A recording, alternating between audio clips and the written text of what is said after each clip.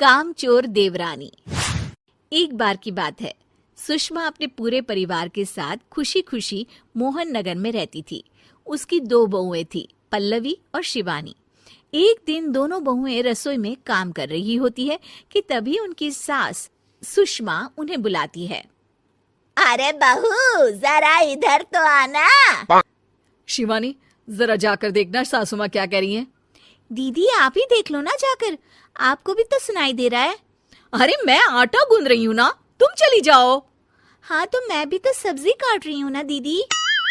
अरे बहू, जल्दी आओ। ओह, ये तो जाएगी नहीं, मैं ही जाकर देखती हूँ कि क्या करना है। पल्लवी सुषमा के कमरे में जाती है। जी मम्मी जी, क्या हुआ? शाम को घर पर कुछ मेहमान आने वाले हैं, तो तुम अच्छा सा खाना बना लेना बहू। ठीक है मम्मी जी, आप बता दीजिए क्या क्या बनाना है और कितने लोग आ रहे हैं। सुनील की मौसी जी और उनका पूरा परिवार आ रहा है। कुल मिलाकर 3 लोग और हमें मिलाकर हुए 9 लोग। तो अभी से ही तैयारी करना शुरू कर दो। और हाँ, घर की सफाई भी कर देना, हाँ, अच्छे से। जी मम्मी जी, सब काम हो जाएगा, आप चिंता मत कीजिए। पल्लवी शिवानी को घर में मेहमान आने वाले हैं इसके बारे में बताती है। क्या?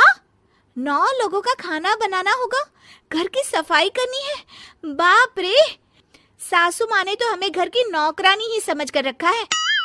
ऐसा नहीं बोलते शिवानी, हम इस घर की बहू हैं और घर के काम करना हमारा फर्ज है। दीदी तो है ही सासू माँ की चमची, जब देखो सासू माँ सासू माँ। मैं तो इतना सारा काम नहीं करने वाली। शिवानी कपड़े लेकर गमला साफ कर रही होती है और चक्कर आने का नाटक करने लगती है। मेरा सर चकरा रहा है। तभी वहां पल्लवी और सासू माँ जाते हैं। अरे बहू, क्या हो गया तुम्हें? मम्मी जी, बहुत तेज सर में दर्द हो रहा है। तुम एक काम करो शिवानी, आराम कर लो। नहीं नहीं दीदी, घर में मेहमान आने वाले हैं, मुझे आपकी मदद करनी चाहिए। अरे कोई बात नहीं शिवानी, तुम आराम कर लो, मैं सब काम कर लूंगी। ठीक है दीदी, अगर आप इतना कह रही हैं तो आराम कर लेती हूँ। शिवानी आराम से अपने कमरे में मैगजीन पढ़ रही होती है। इसे कहते हैं आराम की जिंदगी। इतना सारा काम।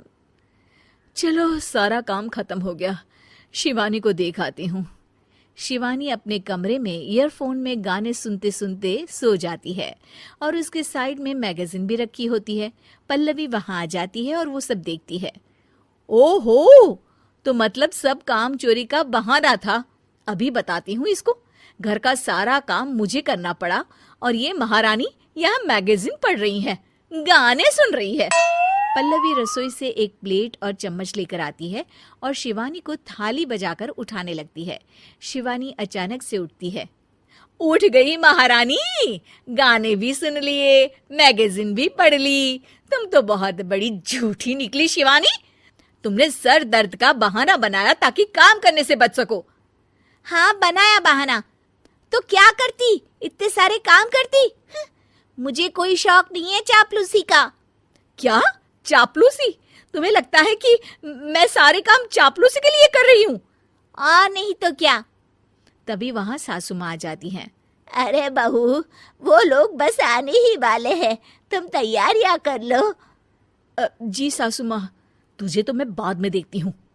सब खाना खाने बैठते हैं और खाना शुरू करते हैं। तभी सुनील की मौसी बोलती है। वाह भाई वाह, खाना तो बहुत ही अच्छा बना है सुषमा जी, एक एक चीज में क्या स्वाद है। ये सुनकर शिवानी मुंह बना लेती है। उसे अपनी जेठानी की इतनी तारीफ रास नहीं आती। आपकी बहुएं तो बहुत ही अच्छा खाना बनाती हैं। हाँ, बनाती तो दोनों ही अच्छा है, पर आज ना ये सारा खाना बड़ी बहू ने बनाया है। छोटी बहू की तबीयत ठीक नहीं थी, सो इसलिए। मानना पड़ेगा सुषमा जी, आपकी बड़ी बहू तो बहुत ही गुणवान है। पल्लवी की तारीफ सुनकर शिवानी को जलन होती है। पल्लवी ये सुनकर खुश हो जाती है और शिवानी की तरफ देखकर उसे चिढ़ाती है। कुछ देर बाद मेहमानों के जाने का वक्त हो जाता है। मौसी जी सबके लिए उपहार लाई होती है। वो सबको शगुन के पैसे देती हैं और अंत में पल्लवी के पास आती है। तुम्हारे लिए शगुन का लिफाफा तो है ही, पर बहू तुम्हें एक और उपहार भी मिलेगा इतना अच्छा खाना बनाने के लिए। मौसी अपने सोने के कंगन निकालकर पल्लवी को पहना देती है। ये लो, ये मेरे मनपसंद कंगन है, अब से ये तुम्हारे हुए। धन्यवाद मौसी जी। ये देखकर शिवानी तो पूरी तरह से जल जाती है और गुस्से से रसोई में चली जाती है। तभी वहां पल्लवी आ जाती है और उसे अपने कंगन दिखाने लगती है। देवरानी जी, अब आपका सर दर्द ठीक तो है ना? मुझे लगता है कि अब सर दर्द शुरू हो गया होगा आपका।